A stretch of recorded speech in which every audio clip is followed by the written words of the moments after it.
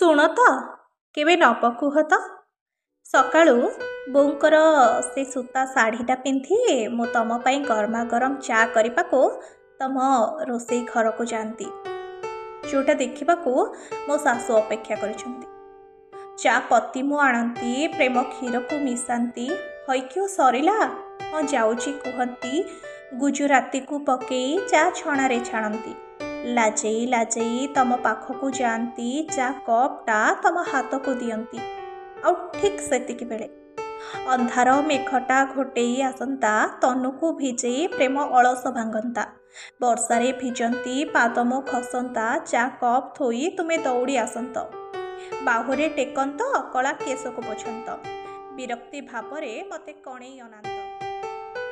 ମୁଁ ପଛରୁ ଆସନ୍ତି, ତୃଷ୍ଣାର ଜଳ ତୁମ ଉପରେ ପକାନ୍ତି, ତୁମେ ମୋତେ ଧରିବାକୁ ଅସ୍ତବ୍ୟସ୍ତ ଯେ ହୁଅନ୍ତ। ଅଗଣାରେ ଲୁଚ କାଳି ମୁଁ ଖେଳନ୍ତି, ତୁମେ ପୁଣି ହସି ହିଁ ଦିଅନ୍ତ, ଅତୀତ ସ୍ମୃତିକୁ ମନେ ମୋ ପକାନ୍ତ।